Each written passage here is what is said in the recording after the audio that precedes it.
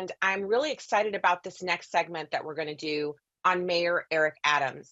He's someone who had a lot of promise as the new mayor of New York City, as a lifelong New Yorker, multi-generational, and someone who came out of the law enforcement community. He was met with a huge problem. He came into office on the same time that President Biden came into office, and President Biden turned New York, which was dealing with a little bit of a surplus and looking very good on paper for some real improvements, especially emerging from COVID, into literally the definition of a Democrat hellhole. I want you to take a look at him as he's talking on Tucker Carlson's show to kind of explain how this all unfolded. Well, and many people dismiss when we stated that we felt we were a target.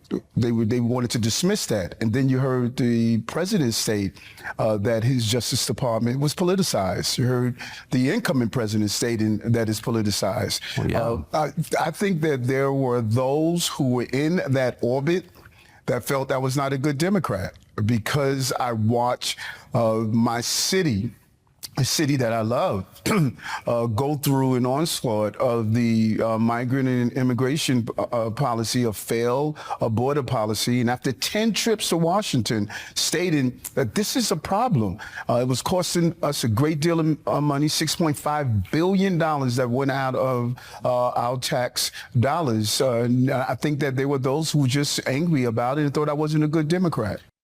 And I mean, I wish that there was a way to rebut this, but as he goes through the interview, he explains that this was something that it wasn't about being a Democrat for him. It was about how it was supposed to work. He literally was looking at the numbers. They were reimbursing New York City $11 a day for hotels for these migrants who would show up every hour on the hour, all hours of the day and night. He said they would receive a new group of immigrants at 3 a.m.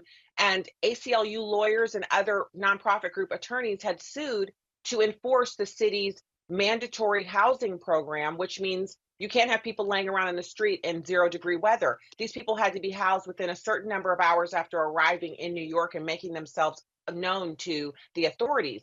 And he was saying, look, this works for our citizens. We know how many citizens we have. We don't know how many of these aliens we have, and we don't know how many are coming. We don't know where they're coming from. We have no schedule. We have no plan for dealing with them. We've not been prepared. So he took $6.5 billion out of programs that were meant to help students who had mental illness and PTSD and all kinds of other problems coming out of remote learning. And some of them were unhoused. Some of them are suffering from mental illness. They were going to remediate these issues and put New York back on the right path. And we're only met with more migrants. So here's Mayor Adams talking about how the damage isn't done. It's not over. The carnage for New York and other large cities continues. What many people didn't understand, because people believe that, okay, you're down 170,000. We were able to cycle out of our care. We still have about 52,000 that are in our care. And they say, well, okay, the damage is behind you. That is not true. We took $6.5 billion out of paying for chronically absent students. We could have paid $200 million for. We could have paid for housing, older adults.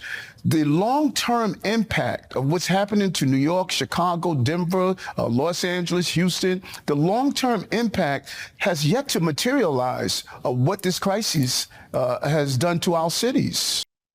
So he was investigated right as he was leaving for his 10th visit to Washington, D.C. But this time, instead of visiting President Biden, where he was rebuffed, he was meeting with individuals, other mayors of large cities, who were coming together to try to strategize how to deal with the influx of migrants, because they were receiving them day and night through the controlled flights ordered and paid for by U.S. taxpayers through NGOs that the Biden administration was orchestrating. And then they had additional numbers coming in from Texas and some from Florida, from Republican governors who were saying this is a sanctuary city problem. If you want aliens, here they are.